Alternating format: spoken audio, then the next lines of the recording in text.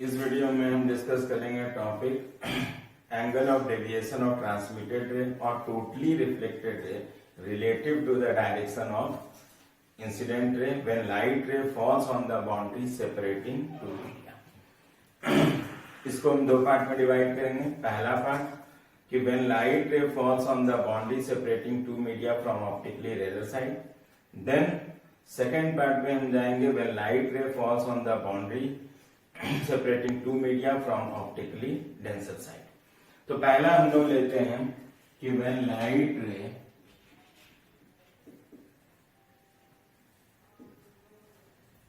falls on boundary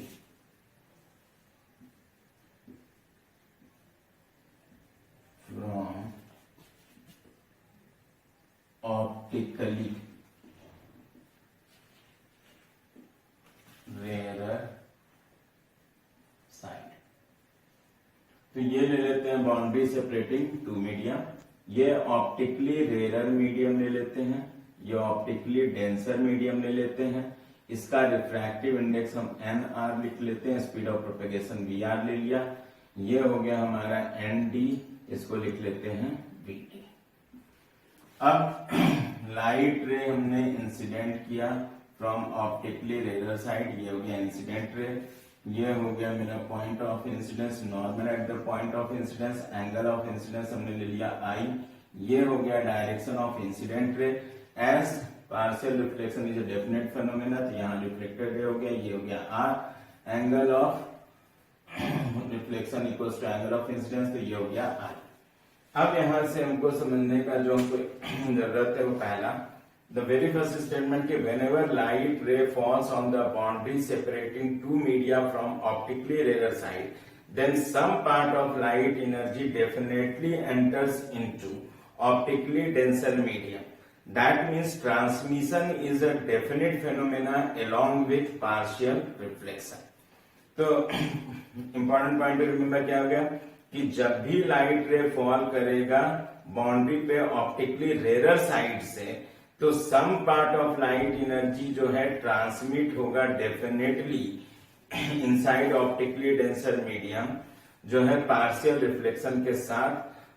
तो इससे हमको ये चीज पता चला कि जो इस केस में transmission as well as partial reflection both will be definite phenomena.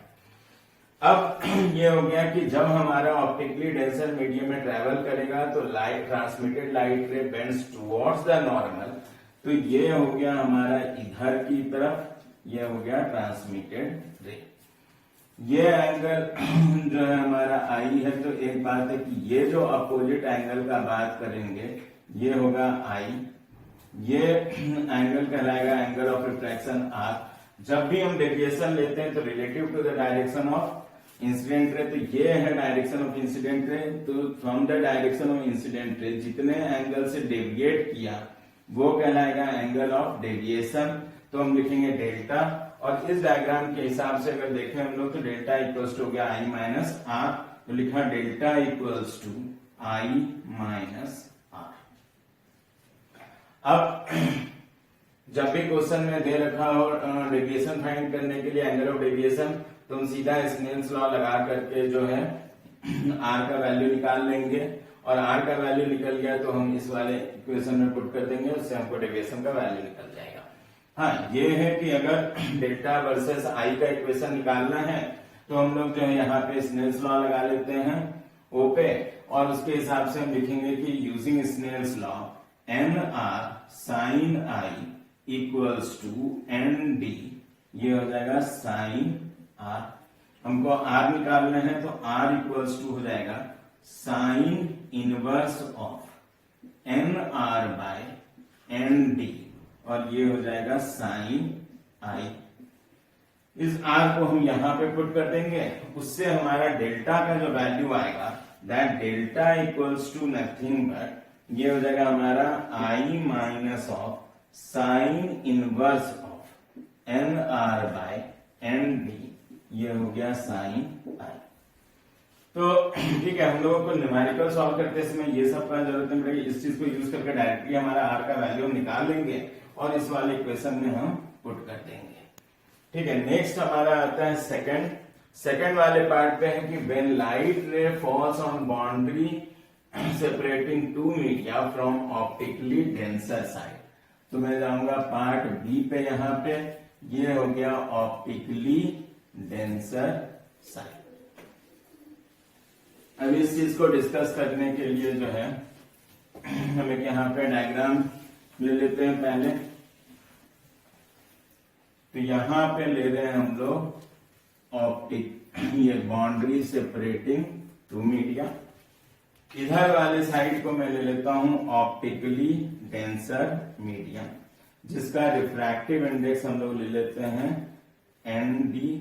ये हो गया हमारा speed of propagation of wave VD ले लिया। ये हो गया ऑप्टिकली रेयर मीडियम। इसमें refractive index optically rare medium का NR ले लेते हैं, speed of propagation of wave हो गया VR।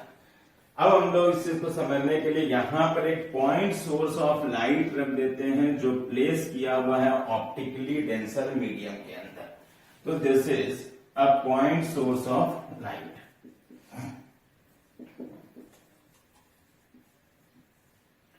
अब यह है कि पॉइंट सोर्स ऑफ लाइट है, तो इससे लाइट रे जो है डाइवर्ज होगा हर डायरेक्शन में। सबसे पहला हम लोग यहां से लाइट रे लेते हैं जो कि हर डायरेक्शन में जाएगा, इधर भी जाएगा, इधर भी जाएगा, इधर भी जाएगा। तो सबसे पहला लिया कि लाइट रे हमारा पहला जो कि बाउंड्री पे फॉल करेगा नॉर्मल। तो इस केस में एंगल ऑफ इंसिडेंस कितना हो गया, 0 हो गया। तो एंगल ऑफ रिफ्रैक्शन कितना होगा, 0 होगा। अब इससे हम लोग जानते हैं कि इस बाउंड्री पे some part of light energy returns back. तो रिफ्लेक्शन इधर की तरफ हो गया, इसको R लेंगे। और जो ट्रांसमिटेड रे है उसका एंगल ऑफ रिफ्रैक्शन होगा 0। तो लाइट रे जो है बिना किसी डेविएशन के एंटर कर जाएगा ऑप्टिकली रेयर मीडिया में। तो ये हो गया हमारा ट्रांसमिटेड रे। तो इसमें पहला चीज ये हो गया कि when light ray falls on the boundary separating two media from optically denser side, we'll start with when light ray falls at an angle of incidence 0, that is when light ray falls normally on the boundary, then transmitted light ray goes undeviated along with partial reflection. तो ये हो गया। दूसरा हो गया कि जब light रे फॉल करेगा बाउंड्री पे सेपरेटिंग टू मीडिया नॉर्मली, उस केस में most of the energy gets transmitted and small energy gets reflected. मतलब अगर हम बात करें तो 99% से ज्यादा जो हमारा ट्रांसमिट हो जाएगा और 1% से कम हमारा जो है रिफ्लेक्ट हो जाएगा। तो when angle of incidence equals to 0, in that case most of the energy gets transmitted along with partial reflection. उसके बाद हम जाते हैं कि अगर रे इधर आ रहा है तो इस केस में मेरा एंगल ऑफ इंसिडेंस जो हम बात करते हैं ये इंक्रीज किया। मान लो इसको हमने I1 लिया। तो एंगल हम लोगों ने बात किया था कि जो N1 sine I equals to N2 sine R। तो साइन R का जो वैल्यू हम लोग लिखते थे वो होता था हमारा nothing but N1 by N2 sine I के बराबर में, जिसका हमारा N1 बाय N2 कांस्टेंट है। I जब भी इंक्रीज होगा तो R हमारा जो होता था वो क्या होता था, इंक्रीज होता था। तो अगर एंगल ऑफ इंसिडेंस हम इंक्रीज करते हैं तो एंगल ऑफ रिफ्रैक्शन हमारा क्या होगा, इंक्रीज करेगा। तो ये हो गया मेरा डायरेक्शन ऑफ इंसिडेंट रे। और ये जो है चूंकि ऑप्टिकली रेयर मीडियम है तो दिस लाइट रे will go away from the normal. तो ये लाइट रे इधर की तरफ चला गया जो हमारा ट्रांसमिटेड वाला पार्ट है। रिफ्लेक्शन डेफिनेट फेनोमेना है तो रिफ्लेक्टेड रे इधर आ जाएगा, ये हो जाएगा R। ये एंगल तो हो जाएगा हमारा I1 के बराबर। और यहां से यहां तक अगर हम ले लें तो ये हो गया मेरा एंगल ऑफ रिफ्रैक्शन, ये हो गया R1। जहां तक डेविएशन का बात करेंगे तो ये मेरा डायरेक्शन ऑफ इंसिडेंट रे है, ये ट्रांसमिटेड है। तो ट्रांसमिटेड रे जो डेविएट किया वो एंगल Δ1 यहां पे शो कर सकते हैं। अब मान लो कि फिर नेक्स्ट ले लेते हैं जो यहाँ पे बाउंड्री पे फॉल करेगा। अगर यहाँ पे बाउंड्री पे फॉल किया तो एक चीज हो गया कि यहाँ पे जो एंगल ऑफ इंसिडेंस है वो बढ़ जाएगा। तो ये हो गया हमारा I2, ये हो गया मेरा नॉर्मल, ये हो गया डायरेक्शन इंसिडेंट रे। अब जो हमारा एंगल ऑफ इंसिडेंस यहाँ कम था यहाँ पे ज्यादा है तो डेफिनेटली एंगल ऑफ रिफ्रैक्शन यहाँ पे ज्यादा होगा। यहाँ पे कम है, मतलब इसके अगर हम नॉर्मल से देखें तो ये ज्यादा एंगल से बेंड होगा, ज्यादा एंगल से बेंड हुआ तो ये हो गया हमारा ट्रांसमिटेड रे। इस एंगल को हम लोग लिख सकते हैं R2। रिफ्लेक्शन चूंकि डेफिनेट फेनोमेना है तो कुछ रिफ्लेक्टेड रे यहाँ पे होगा, ये एंगल होगा हमारा I2। अब हम एक चीज देखते हैं कि जैसे जैसे हमने एंगल ऑफ इंसिडेंस बढ़ाया वैसे वैसे एंगल ऑफ रिफ्रैक्शन बढ़ रहा है, और अगर एंगल ऑफ रिफ्रैक्शन बढ़ रहा है तो जो ट्रांसमिटेड लाइट रे है वो बेंड कर रहा है towards the boundary separating two media. Angle of incidence हम बढ़ाते जाते हैं, एंगल ऑफ रिफ्रैक्शन बढ़ता जाएगा। For one particular angle of incidence, यहां पे जैसे मान लो कि हम बात कर रहे हैं कि for one particular angle of incidence, इस एंगल को अभी के लिए मैं कुछ नाम दे देता हूं थीटा, ठीक है। तो for this particular angle of incidence ये रिफ्रैक्शन बढ़ते बढ़ते maximum value of angle of refraction कितना हो सकता है 90 डिग्री। इसका मतलब ये हो गया कि जो मेरा ट्रांसमिटेड लाइट रे है grazes the boundary from optically rare side, क्योंकि एंगल ऑफ रिफ्रैक्शन बढ़ता है क्या बढ़ता है, सबसे पहले बाउंड्री को जो टच करेगा लाइट रे वो किस साइड से टच करेगा, ऑप्टिकली रेयर साइड से। तो ये हो गया कि for one particular angle of incidence in optically denser medium, light emergent light you can say और transmitted light ray grazes the boundary from optically rare side. तो ये हो गया हमारा ट्रांसमिटेड रे। यहां पे एंगल ऑफ रिफ्रैक्शन का value कितना हो गया 90 डिग्री। ये तो खैर रिफ्लेक्टेड रे है, उसका तो एंगल अगर हम देखेंगे तो थीटा सी के बराबर ही होगा। तो ये हो गया हमारा। अब हम बात करेंगे कि अगर हम लोग जाते हैं नेक्स्ट रे पर इधर की तरफ, तो यहां से एक बात क्लियर हो गया कि अब हमारा फिर हमने एंगल ऑफ इंसिडेंस थीटा सी से भी ज्यादा कर दिया, थीटा सी से ज्यादा कर दिया तो एंगल ऑफ रिफ्रैक्शन मेरा जो है आई बढ़ाने पर बढ़ता है, तो ये और बढ़ेगा, मतलब 90 डिग्री से ज्यादा, 90 डिग्री से ज्यादा होगा। इसका मतलब ट्रांसमिटेड रे हमारे किस मीडियम में एंटर कर जाएगा, ये एंटर कर जाएगा ऑप्टिकली डेंसर मीडियम में। और अगर लाइट रे सेम मीडियम के अंदर है रिटर्न हो रहा है, इसका मतलब किस लॉ को फॉलो करेगा, तो लॉ ऑफ रिफ्लेक्शन को फॉलो करेगा। इसका मतलब ये है कि जो पार्ट हमारा ट्रांसमिट हो रहा था वो भी एंटर हो जाएगा ऑप्टिकली डेंसर मीडियम में, और टोटल का total incident light energy returns back in the medium of incident रे that is optically denser medium. तो अगर हम इस एंगल को लेते हैं थीटा, जहां पे थीटा का वैल्यू इस थीटा सी से बड़ा है, तो उस केस में हमारा एंगल ऑफ रिफ्रैक्शन 90 डिग्री से ज्यादा होना चाहिए था। तो ज्यादा होने चाहिए था, इसका मतलब है कि अंदर की तरफ जाएगा, और अगर अंदर आया तो सेम मीडियम में आया, सेम मीडियम में आया तो टोटल का टोटल एनर्जी हमारा सेम मीडियम के अंदर रिफ्लेक्ट हो गया, और इस फेनोमेना को हम बोलते हैं टोटल इंटरनल रिफ्लेक्शन। क्योंकि अभी तक हम ये देख रहे थे कि जैसे जैसे एंगल ऑफ इंसिडेंस हमने बढ़ाया वैसे वैसे एंगल ऑफ रिफ्रैक्शन बढ़ा, और ट्रांसमिटेड लाइट रे, रिफ्लेक्शन तो हो ही रहा है, ट्रांसमिटेड लाइट रे जो है वो बेंड करता जा रहा है towards the boundary for one particular angle of incidence. Transmitted ray grazes the boundary from optically rare side, and in that case R equals to कितना हो गया 90 degree, and that particular angle of incidence in optically denser medium is called critical angle of the boundary separating two media। तो theta सी को हम लोग जो बोलते हैं वो बोलते हैं क्रिटिकल एंगल। किसका क्रिटिकल एंगल, बाउंड्री का, किसके बाउंड्री का, सेपरेटिंग टू मीडिया। तो पहला चीज होगा क्रिटिकल एंगल जो हम डिफाइन करते हैं that is for a boundary. तो critical angle of boundary separating two media, उसको हम लोग लेते हैं थीटा सी। तो यहां से एक चीज हो गया कि थीटा सी जो रिप्रेजेंट कर रहा है ये कहलाएगा critical angle of boundary separating two media.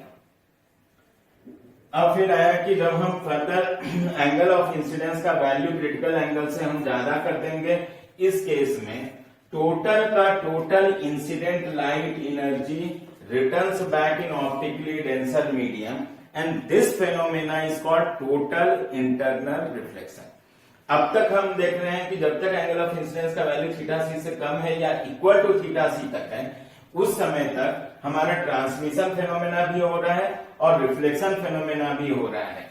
मतलब जो है रिफ्लेक्शन के साथ साथ हमारा ट्रांसमिशन हो रहा है, लेकिन जब हमारा angle of incidence greater than critical angle हो गया तो कोई ट्रांसमिशन नहीं हो रहा है, पूरा का पूरा incident light energy at the boundary returns back in optically denser medium. इसलिए हमारा जो है इस फेनोमेना को कहेंगे टोटल इंटरनल रिफ्लेक्शन। और इसके लिए हमारे पास कंडीशन क्या क्या हो गया, तो टोटल इंटरनल रिफ्लेक्शन के लिए हमारे पास कंडीशन हुआ नंबर 1 कि light rays should fall on the boundary separating two media from optically denser side. Second, angle of incidence should be greater than critical angle of boundary separating two media. तो ये दो condition हम लोग को exam में आता है, board exam में मोस्टली, कि write down the condition for total internal reflection. तो दोनों कंडीशन हम लोग लिखेंगे, पहला कि लाइट रे should fall on the body from optically denser side. Second हम बात करेंगे कि angle of incidence in optically denser medium should be greater than critical angle. अब यहां से हम लोग देखेंगे तो जाएंगे दो चीज पर हम लोग फोकस करेंगे। तो यहां से इस पॉइंट तक अगर हम देखें, बाउंड्री हमेशा एक मिरर की तरह तो बिहेव करेगा, लेकिन इस पॉइंट के बाद से अगर हम देखेंगे तो जितना भी पॉइंट होगा उस पर टोटल का टोटल लाइट एनर्जी हमारा रिटर्न हो जाएगा। मतलब इस पॉइंट के बाद से अगर हम देखें तो ये बाउंड्री बिहेव करेगा एज परफेक्टली रिफ्लेक्टिंग मिरर।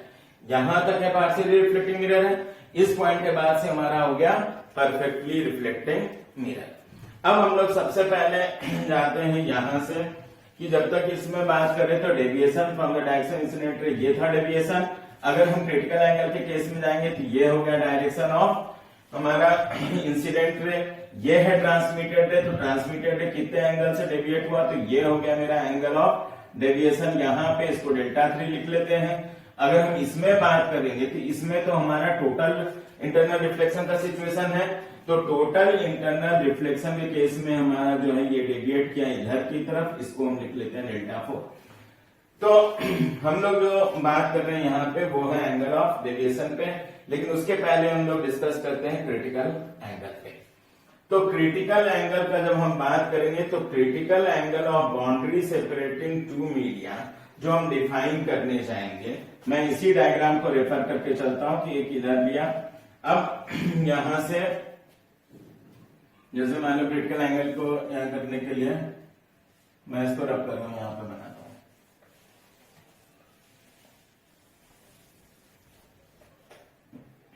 तो क्रिटिकल एंगल के लिए तो हम लोग लिखेंगे क्रिटिकल एंगल बाउंड्री का सेपरेटिंग टू मीडिया थीटा सी।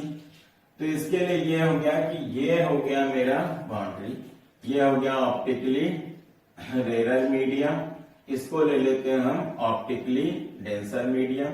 रिफ्रैक्टिव इंडेक्स NR VR, ये हो गया ND, ये हो गया VD। अब क्रिटिकल एंगल का डेफिनेशन ये हो गया कि angle of incidence in optically denser medium for which angle of refraction in optically rarer medium will be 90 degree and transmitted light ray grazes the boundary separating two media from optically rarer side। तो ये हो गया हमारा कि अगर हम यहां पे बात करते हैं इधर की तरफ, तो उस केस में हम लोग लेंगे यहां ये एंगल हम लिख लेते हैं कि एंगल ऑफ इंसिडेंस का वैल्यू हो गया थीटा सी के बराबर। तो उस केस में ये तो खैर रिफ्लेक्टेड रे होगा, और जो हमारा ट्रांसमिटेड रे होगा, transmitted ray grazes the boundary separating two media from optically rarer side. ये हो गया R इक्वल्स टू 90 डिग्री। अब अगर हम स्नेल्स लॉ लगा लें यहाँ पे, तो स्नेल्स लॉ के केस में हम लिखेंगे ND into sine theta C equals to NR into sine 90। तो ये हो गया ND into sine theta C equals to NR into sine 90 degree, ये 1 हो गया। तो साइन थीटा सी का वैल्यू हो गया NR by ND। N R का मतलब हो गया refractive index of the rare medium, N D का मतलब हो गया refractive index of denser medium. इसका मतलब है कि साइन थीटा सी जो होगा उसको हम लिख सकते हैं N rare divided by N denser. अब सीधा सा बात है, कोई भी बाउंड्री दे रखा है सेपरेटिंग टू मीडिया, तो एक साइड रेयर होगा, दूसरा साइड डेंसर कहलाएगा, एक दूसरे के रिलेटिव। और उस केस में हम लोग बोलेंगे कि sine of critical angle of boundary separating two media equal to refractive index of rare side divided by refractive index of denser side. अब अगर हम थीटा से लिखने जाएंगे तो हम लोग थीटा सी को क्या लिख सकते हैं, तो theta C equals to nothing but sine inverse of, हम लोग लिख सकते हैं N rare divided by N denser. तो जब भी हमको क्रिटिकल एंगल किसी भी बाउंड्री का निकालना है तो हम ये याद रख करके चलेंगे कि sine theta C equals to होगा refractive index of rare side divided by refractive index of denser side. मतलब सीधा सा है कि साइन ऑफ थीटा सी जो है, जो बाउंड्री है उसके दोनों साइड जो मीडियम है उसके रिफ्रैक्टिव इंडेक्स का रेशियो होगा। और हमको पता है कि साइन थीटा का वैल्यू जो है लेस देन और इक्वल टू 1 का सिचुएशन आता है, तो ये वैल्यू, इसका मतलब कि न्यूमरेटर में जो वैल्यू होना चाहिए वो हमेशा स्मॉल होना चाहिए और डिनोमिनेटर में जो वैल्यू होगा वो बड़ा होगा।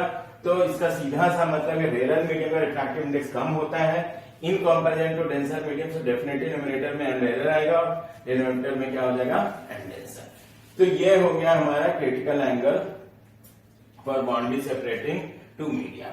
अब ये जो हम लोग बात कर रहे हैं टोटल इंटरनल रिफ्लेक्शन फेनोमेना, तो उसके लिए मैंने ऑलरेडी बताया कि जो कंडीशंस हमारे पास जो अवेलेबल है कि ऑप्टिकली डेंसर साइड से फॉल करना चाहिए बाउंड्री पर एक, और दूसरा हो गया कि जो मेरा एंगल ऑफ इंसिडेंस होना चाहिए ऑप्टिकली डेंसर मीडियम के अंदर वो होगा हमारा greater than critical angle of the boundary. अब हम लोग बात कर रहे थे एंगल ऑफ डेविएशन पे, तो हम लोग शुरू करते हैं, पहले जो कंक्लूजन अभी तक ड्रॉ हुआ वो ये हुआ कि अगर लाइट रे फॉल करता है boundary separating two media from optically denser side, उस केस में when angle of incidence is less than critical angle, then apart along with partial reflection transmission will take place। तो एक चीज हो गया कि जब तक हमारा आई का वैल्यू जो है लेस देन थीटा सी है तब तक हमारा ट्रांसमिशन भी हो रहा है along with partial reflection, और जब हमारा जो ग्रेटर देन क्रिटिकल एंगल का बात हम लोग करने लगते हैं तो हमारा टोटल इंटरनल रिफ्लेक्शन है। दो पार्ट में हुआ, पहला पार्ट हम लिखेंगे कि when angle of incidence is less than और equal to theta c, then transmission